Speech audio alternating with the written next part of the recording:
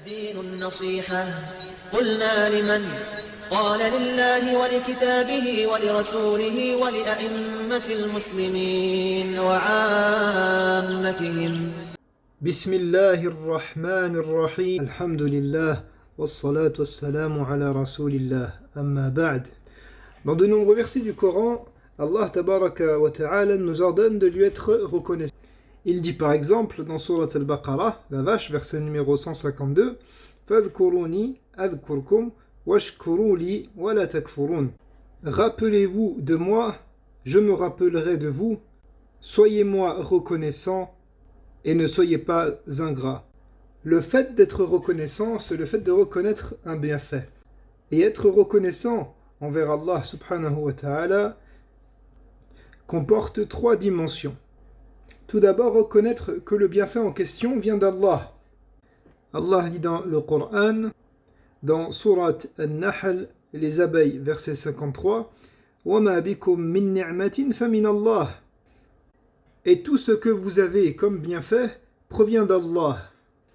Et dans un hadith rapporté par l'imam Muslim dans son recueil de hadiths authentiques, d'après Abdullah ibn Abbas radiyallahu anhuma, alors qu'il avait plu la veille, le prophète sallallahu alayhi wa sallam a dit أصبح من الناس شاكر ومنهم كافر قالوا هذه رحمة الله وقال بعضهم لقد صدق نوء كذا وكذا. Certaines personnes ont été reconnaissantes et d'autres ont été ingrates. Ceux qui ont dit cette pluie vient de la miséricorde d'Allah ont été reconnaissants, et ceux qui ont dit ceci nous vient de l'astre tel et tel, ceux-ci ont été ingrats. Ensuite, le fait d'exprimer sa reconnaissance par la langue et l'attribuer à Allah tabaraka wa ta'ala.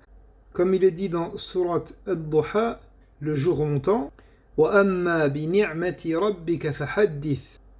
Et quant au bienfait de ton Seigneur, proclame-le.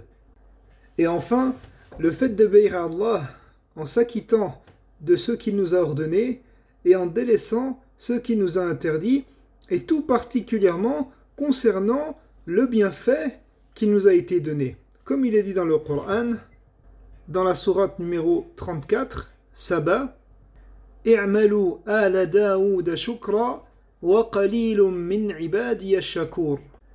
Ô famille de Daoud, œuvrez par gratitude, alors que peu de mes serviteurs sont reconnaissants.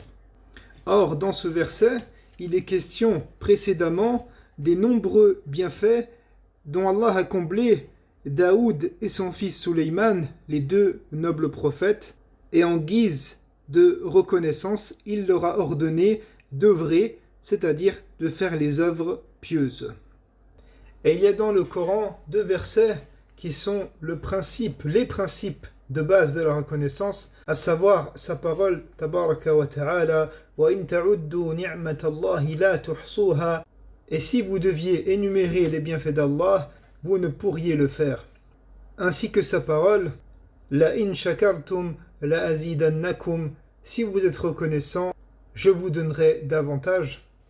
Et ceci est illustré dans un long hadith qui est rapporté par l'imam al-Bukhari ainsi que l'imam Muslim, d'après Abu Huraira radiyallahu anhu, au sujet de trois hommes, des enfants d'Israël, un qui était lépreux, le second qui était chauve et le troisième qui était aveugle.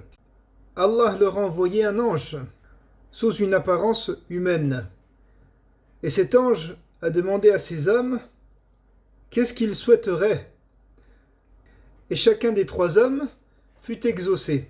Ils furent les trois guéris de leur maladie et reçurent de nombreux biens.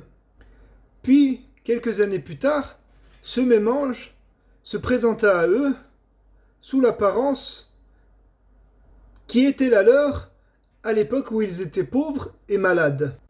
Et il leur demanda de l'aide. Celui qui était lépreux et celui qui était chauve refusèrent de donner à cet homme ce qu'il demandait. Alors que s'ils avaient donné à cet homme ce dont il avait besoin, ça n'aurait en rien diminué leur richesse. Mais surtout, ils n'attribuèrent pas leur guérison et leur richesse à Allah, mais plutôt, tous les deux, mentirent et prétendirent que cette richesse leur venait d'héritage. Alors l'homme, qui était donc un ange sous apparence humaine, prononça une invocation et il dit à chacun d'entre eux: si tu mens, qu'Allah te rende dans la situation qui était la tienne auparavant. Ces deux hommes n'ont pas reconnu le bienfait d'Allah, ces deux hommes n'ont pas exprimé cette reconnaissance par la bouche, mais plutôt ils ont menti, ils ont désobéi à Allah Azza wa Jal. Et le résultat de cela, c'est que le même ange qui avait été la cause de leur bonheur a été la cause du fait que ces bienfaits leur ont été retirés par Allah Tabaraka wa Ta'ala. Et quant à l'homme qui était auparavant aveugle, contrairement à ses deux compagnons, il attribua le bienfait venant d'Allah. Il expliqua à cet ange quelle était sa situation précédente. Et enfin, il fut plus que généreux lorsqu'il proposa à cet homme de prendre ce qu'il voulait de ses richesses et qu'il lui apporterait toute l'aide dont il aurait besoin. Et la récompense de cela, c'est que l'ange informa cet homme qu'Allah était satisfait de lui et qu'au contraire était en colère contre les deux autres hommes. Ce hadith reprend ce qui a été expliqué plus haut. C'est un exemple pour toute personne qui souhaite être reconnaissant envers Allah Tabaraka wa Ta'ala pour les nombreux bienfaits qu'il nous a donnés. هذا والله أعلم وصلى الله وسلم وبارك على نبينا محمد وعلى آله وصحبه أجمعين.